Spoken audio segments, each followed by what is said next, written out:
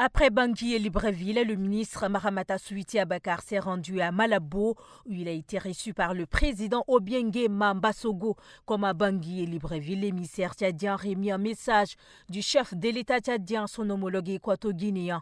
Le message porte, selon le ministre Mahamat Asuiti Abakar, sur les intérêts communs concernant la communauté économique des États de l'Afrique centrale.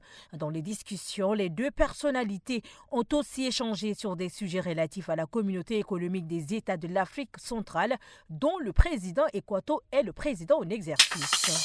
Le ministre de la Sécurité publique et de l'immigration, Mahamat Sharafdin Margui, accompagné du directeur général de la police nationale, a visité ce mardi 16 janvier 2024 le chantier de la construction du nouveau siège du commissariat de sécurité publique de la ville de N'Djamena qui avance à pas de caméléon. Tout en déplorant le retard accusé dans l'exécution de ces travaux, le contrôleur général de la police, Mahamat Sharafdin Margui, a donné des orientations claires à l'effet de revoir la configuration du bâtiment et de les finaliser dans le plus bref délai.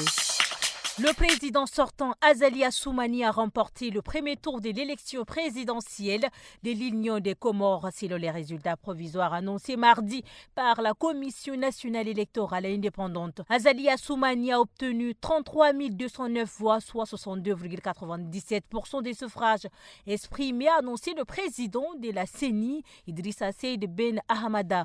Quant aux candidats Salim Issa Abdallah et Daoudou Abdallah Mohamed, ils se sont classés deuxième et troisième avec respectivement 20,26% et 5,88% des voix. Le Nigeria, premier producteur de pétrole brut du continent, importe pour le moment la quasi-totalité de son carburant.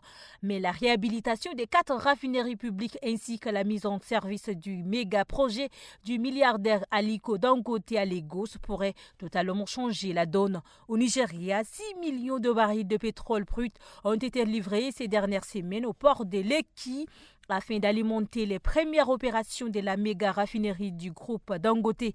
Il s'agit d'une étape essentielle. Plus de 6 mois après l'inauguration officielle de ce projet titanesque, chiffré à 20 milliards de dollars et dont la livraison a pris énormément de retard. Le ministère soudanais des Affaires étrangères, loyal à l'armée du général Abdel Fattah al-Burhan, a annoncé mardi avoir gelé ses relations avec l'IGAD, groupement qui associe 7 pays d'Afrique de l'Est qu'il accuse de violer la souveraineté du Soudan. Cette autorité régionale tentait de mettre en place une médiation entre l'armée et la force paramilitaire engagée depuis des mois dans un conflit meurtrier.